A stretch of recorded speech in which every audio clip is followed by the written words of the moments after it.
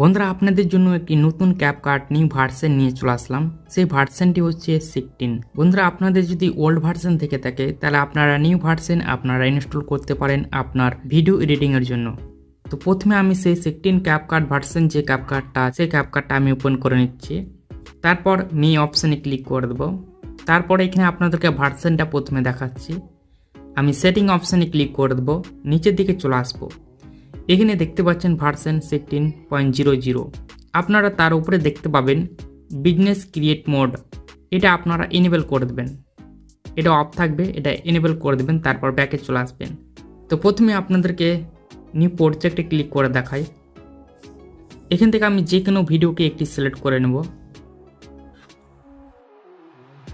এখানে দেখতে পাচ্ছেন আমি একটি ভিডিও সিলেক্ট করে নিয়েছি এবং এই ক্যাপকাটের মধ্যে ইফেক্টগুলো কাজ করছে কিনা আমি সেটা আপনাদেরকে দেখাচ্ছি। তো প্রথমে আমি ইফেক্টের উপরে ক্লিক করে দেব। তারপর এখানে আপনারা তিনটি সেকশন পাবেন, ভিডিও ইফেক্ট, বডি ইফেক্ট এবং ফটো ইফেক্ট। তো প্রথমে আমি ভিডিও ইফেক্টে ক্লিক করে দিলাম। তারপর এখানে দেখতে পেয়েছেন এই ক্যাপকাটে যতগুলো ভিডিও ইফেক্ট আছে এখানে শো হয়েছে, দেখতে পেয়েছেন। তারপর এখানে আপনারা দেখতে পেয়েছেন অনেকগুলো নতুন নতুন ফিচার এসছে, যেগুলো আপনারা আরামসে আপনারা ফ্রিতে ব্যবহার করতে পারবেন আপনার ভিডিওর জন্য। তো প্রথমে আমি নিউ অপশানে ক্লিক করে দেব। এখানে দেখতে পেয়েছেন কত নতুন নতুন ইফেক্ট অ্যাড হয়েছে, দেখতে পেয়েছেন।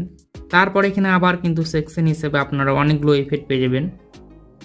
এখানে দেখতে পেয়েছেন নতুন নতুন ইফেক্টগুলো অ্যাড হয়েছে।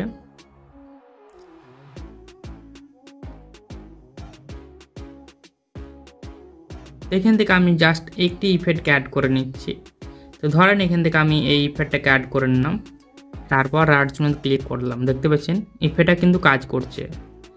এবং বডি ইফেক্টে গিয়ে দেখায়, এখানেও দেখতে পাচ্ছেন সেমভাবে কিন্তু বডি ইফেক্টও কিন্তু একই ধরনের কিন্তু ইফেক্ট অ্যাড হয়েছে, দেখতে পাচ্ছেন। একই নয়, বিভিন্ন ধরনের ইফেক্ট অ্যাড হয়েছে বডি ইফেক্ট হিসেবে।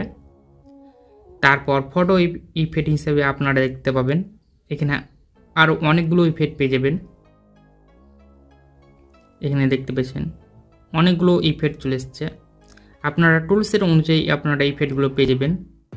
এখানে আমি রাইট চিহ্নে ক্লিক করে দিলাম, তো জাস্ট আপনাদেরকে দেখাবার জন্য। এখানে দেখতে পেয়েছেন অনেকগুলো নিচের দিকে টুলস আছে, টুলসের অনুযায়ী কিন্তু আপনারা অনেকগুলো আপনারা ফিচার পেয়ে যাবেন।